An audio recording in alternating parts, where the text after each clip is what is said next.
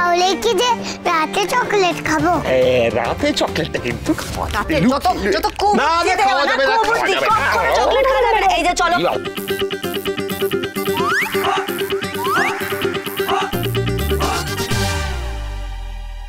মাফিনকে আমি নিয়ে এসেছিলাম কথা, আর চিকি আমাদের সেই হারিয়ে যাওয়া মেয়ে।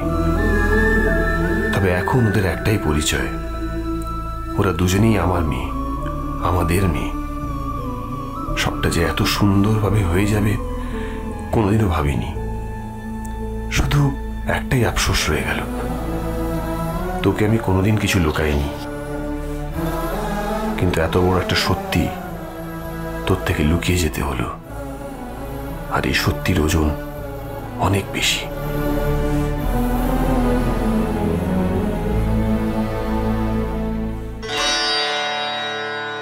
চলো চলো চলো, রোজ সকালে ঠাকুর ঘরে এসে আগে প্রণাম করবে, তারপর অন্য কোনো কাজ করবে, কেমন?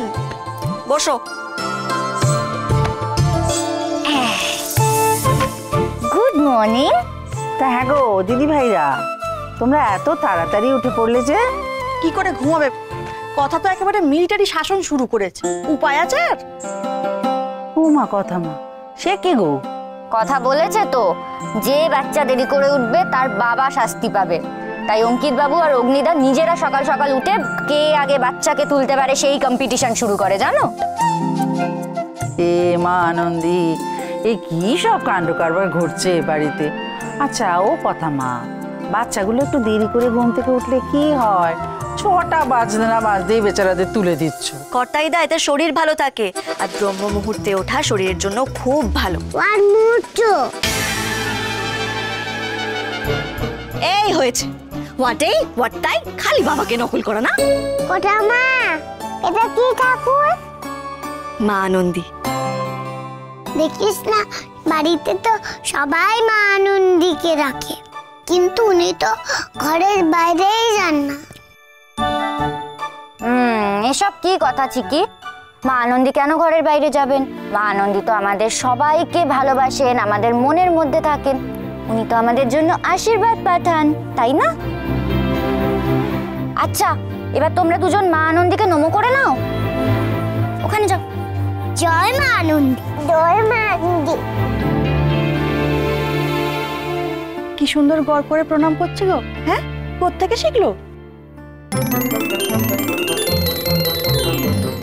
ওদেরকে কথা মা শিখিয়েছে, তাই না?